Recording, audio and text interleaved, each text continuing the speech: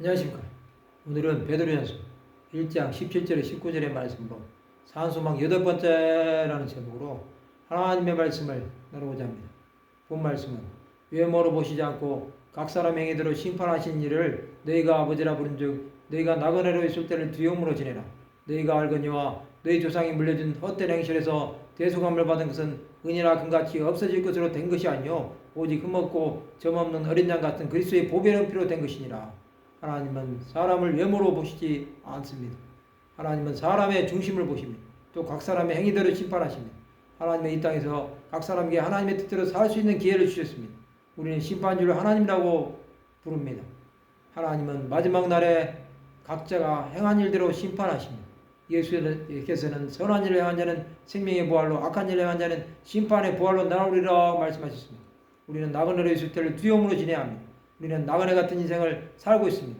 우리는 이 땅을 잠시 잠깐 사는 사람들입니다. 또 언제 떠날지 모르는 하루살이 같은 인생을 살고 있습니다.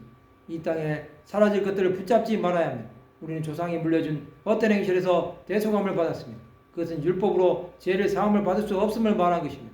또 짐승을 잡아서 제사를 드린다고 해도 그 죄는 일시적으로 사할 뿐입니다. 헛된 행실은 세상에 사라질 제물로 된 것이 아닙니다.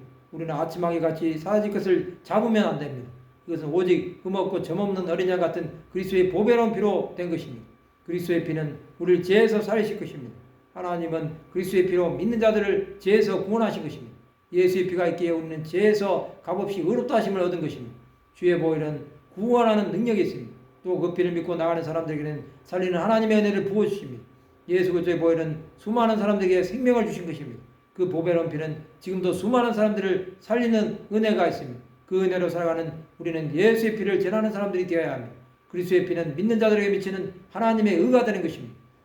우리는 예수의 피가 생명임을 믿어야 합니다.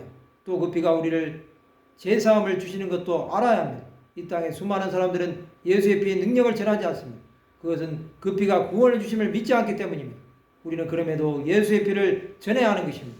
하나님 아버지는 우리를 죄에서 자유하게 하셨습니다. 우리는 끝까지 주의 보혈의 능력을 믿음으로 승리하는 하나님의 백성들이 되어야 합니다.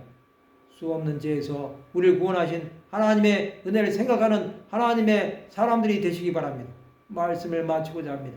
예수 그리스도의 보혈로 대속을 받았음을 전파하는 하나님의 백성들이 되시기를 주님의 이름으로 축원합니다.